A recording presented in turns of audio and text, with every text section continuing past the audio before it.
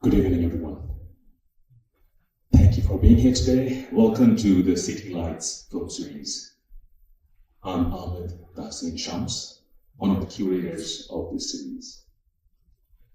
Today we're going to watch George Bourguier's Farrebique. In English, it also translates, or the title in English is The Four Seasons. It's a 1946 French documentary film.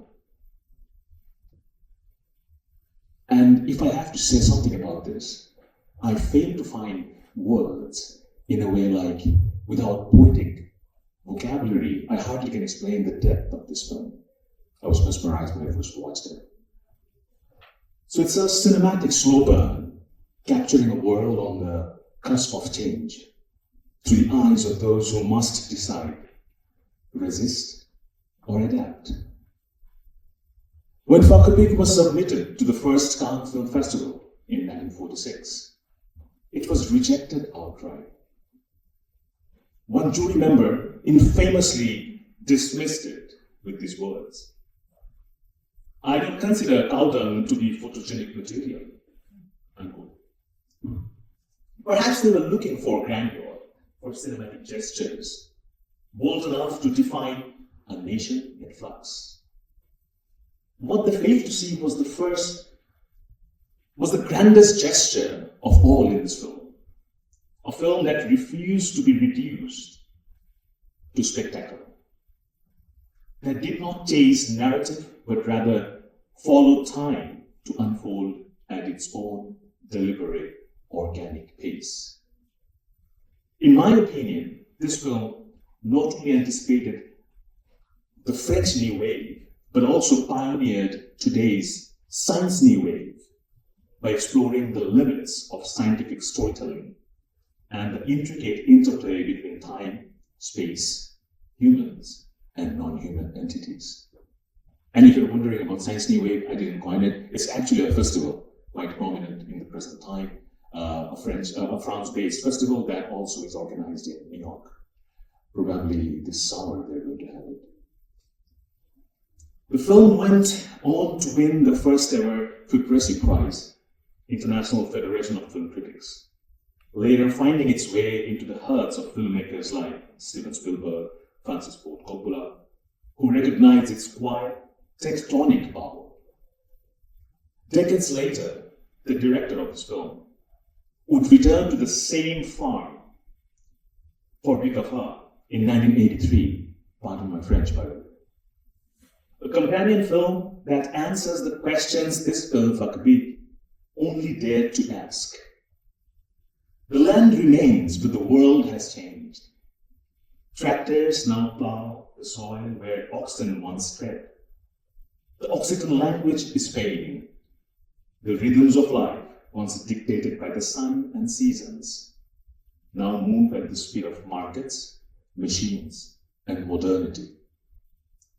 Some films move like timepieces, ticking toward resolution, and others breathe, slow, cyclical, inhaling life and exhaling history. Farrebique does neither. Instead, it listens to the land, to the whispers of the generations, to the creak of wooden carts, and to the silence before the storm. It does not record time, it absorbs it, holds it in its grainy hands and then lets it slip like soil through fingers. This film, shot across a full year in the Aveyron countryside, stands on the fault line between tradition and modernity, a quiet negotiation between an ancient way of life and the creeping inevitability of progress. Unlike the grandeurs of post-war narratives that sought to redefine France in the wake of destruction, this film lingers in spaces where time itself hesitates, between old and new, between plow and machine, between a candle's flicker and the switch of electric light. The term documentary fails to contain Farrebique. It's neither verite nor propaganda, neither romantic pastoral, nor strict ethnography, It is a recreated truth, sculpted from lived reality, but framed with intent. The Farrebique family, featured in this film that you'll see here today, consists of the director's relatives, who spent a year documenting their lives in the agricultural community of AVANT, as I said before, a region in south-central France. So they are not actors, but certainly they are quite well aware of the frame, the camera apparatus. Like American filmmaker Robert J. Flaherty, this film curates reality. Time-lapse sequences transform nature's rhythms into visual music. Seeds split, stems push through the soil, and ferns uncurl like time itself, rewinding and unspooling the cycles of life, birth, labor, and death. All these are mirrored in the land, a cinematic language written not in words, but in weather and seasons. At the core of this film is an argument disguised as a conversation. Should the family farm install electricity or not? It is a deceptively simple question, but within it lies a country's post-war reckoning with progress.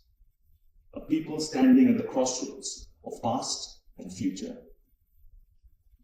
It is a film that demands patience, rewards stillness, and teaches us how to see, how to wait, and how to listen.